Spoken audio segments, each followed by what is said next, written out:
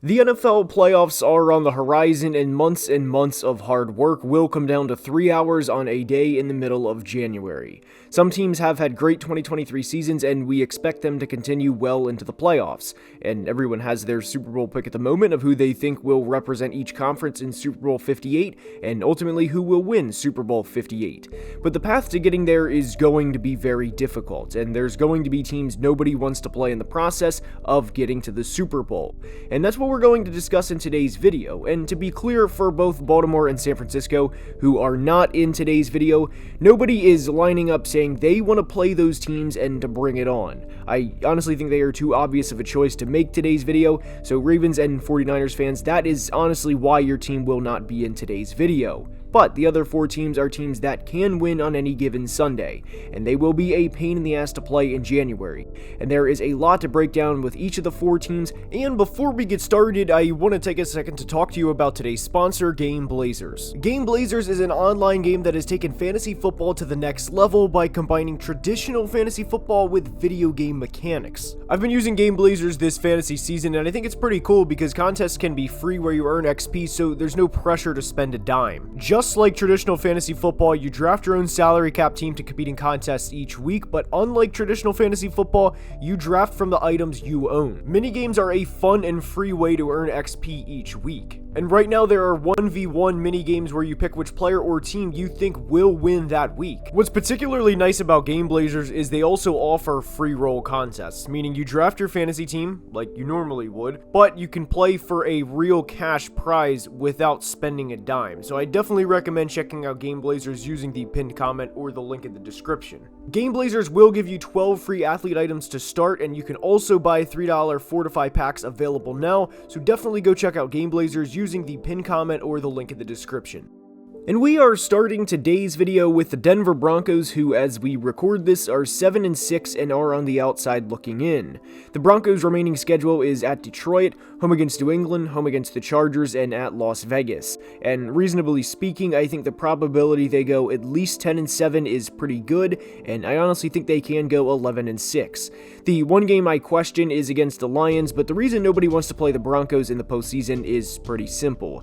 Their defense has been on an absolute tear since the Week 5 loss to the Jets, and since they started out 1-4, they have allowed just 16 points per game and have allowed more than 21 points in a game twice.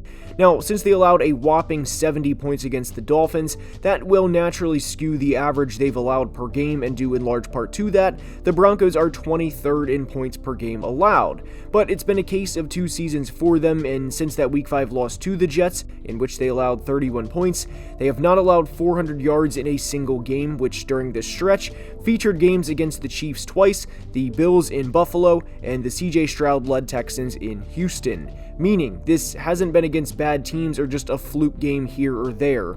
There is a high likelihood that if this team were to get into the postseason, they would play either the Chiefs or Jags in the wildcard round, and especially if they play the Jags, I really think the Broncos would pull off the improbable and go from being 1-5 and the laughing stock at a point earlier this year to winning a playoff game. I think Denver matches up really well against the Jags, and one thing Vance Joseph has done in the past several weeks is dial up pressure.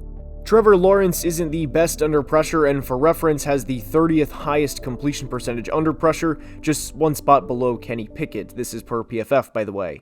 He also has thrown 6 interceptions under pressure this year, which ranks tied for 6th in the NFL, and I really think Denver going into Jacksonville in the wildcard round would be the worst case scenario for Jacksonville. But even if Denver goes into Kansas City, I don't think beating the Chiefs for a second time is unreasonable for them.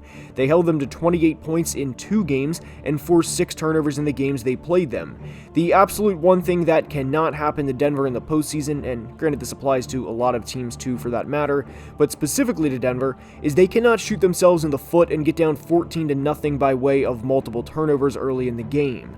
Russ has had a solid bounce back year compared to the nightmare 2022 season, but I'm not the biggest fan of Denver's offensive weapons outside of Courtland Sutton, who is having a really nice year. Ultimately, I do think Denver would lose to the Ravens on the road in the playoffs, but even if this team played Miami in Miami for the second time this year, it would be a much different game this time around. I would feel much more comfortable for the Broncos' sake playing either the Chiefs or Jags, but with how this defense has played over the past 8 games and with how much they've improved, nobody will want to play Denver in January.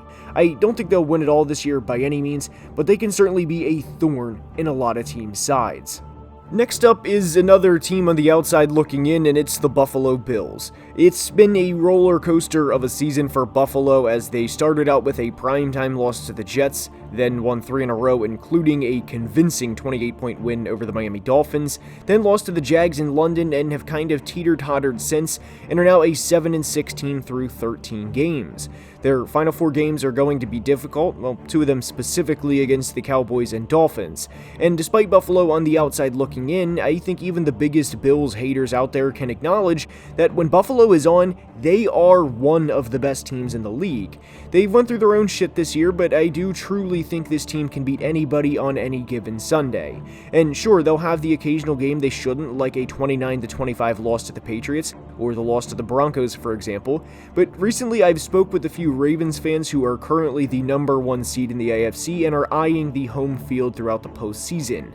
They've openly told me that the worst case for them is Buffalo winning in the wildcard round of the playoffs, and because the number 1 seed plays the lowest seed remaining, their worst case is playing Buffalo in the divisional round of the playoffs. It is important to note that not every Ravens fan feels this way, but playing Buffalo in January is not ideal for anybody, and especially a pissed off Buffalo that's ready to come in and dominate and show who they really are. And if Baltimore ends up getting the number 1 seed, Buffalo would then presumably travel to one of Miami, Kansas City, or Jacksonville. And there is a big difference between playing the Pittsburgh Steelers in the wildcard round instead of the Buffalo Bills.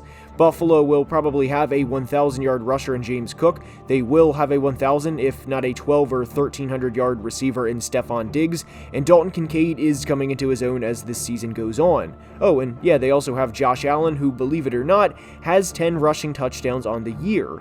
And I really can't think of a worse scenario than winning your division and hosting a playoff game only to be rewarded with the Buffalo Bills.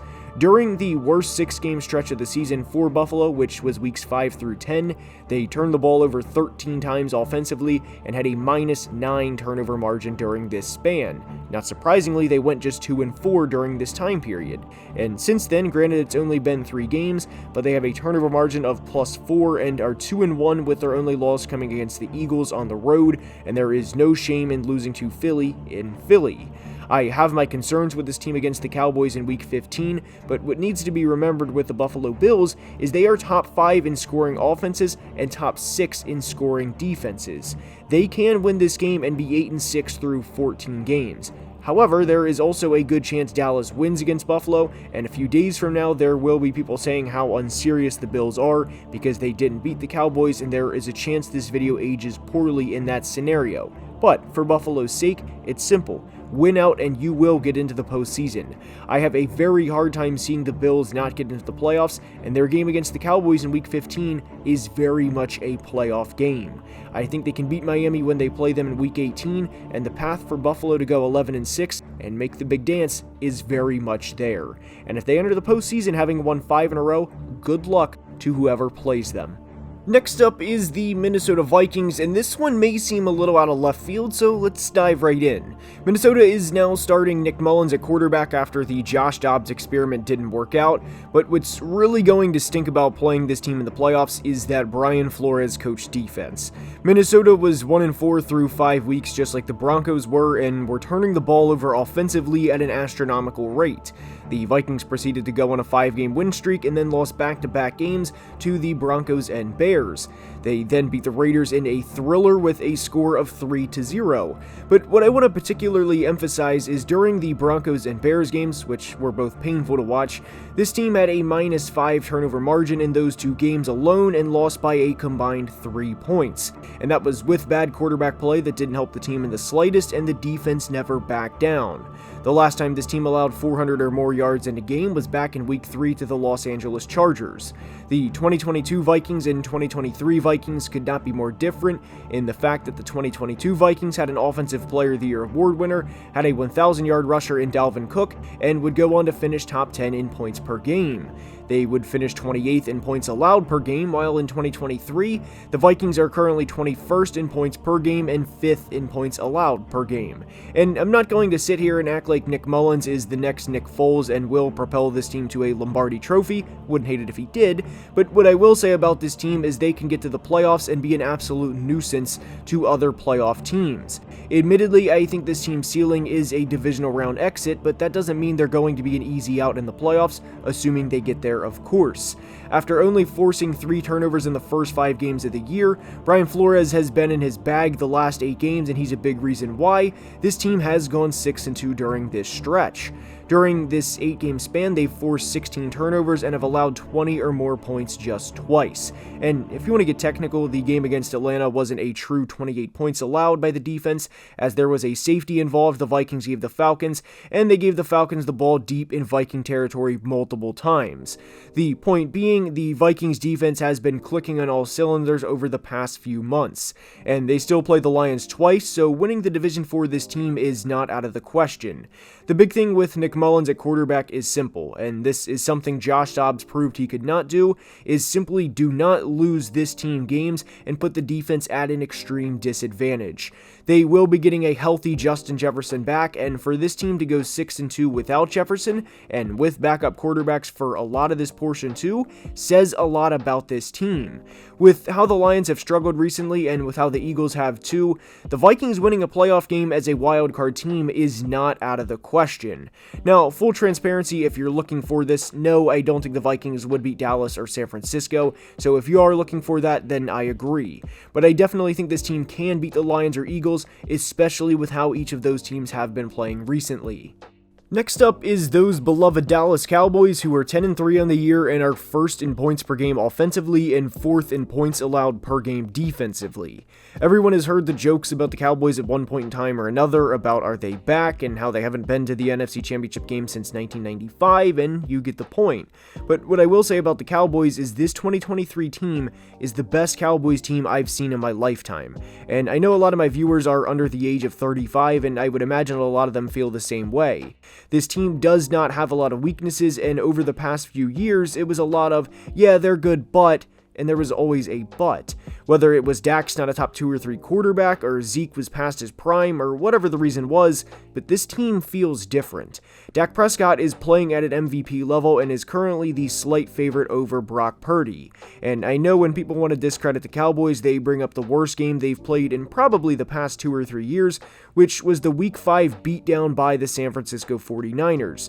But since that game, Dallas is 7-1, and during this span, Dak is completing over 69% of his passes, which is a very nice rate for any quarterback, and has thrown for over 2,400 yards and 23 touchdowns to just 2 interceptions. Meaning, if Dak's current 8-game span, which is about half a season by the way, were a full 17 games, he would be on pace to throw for over 5,100 yards and 49 touchdowns to just 4 interceptions.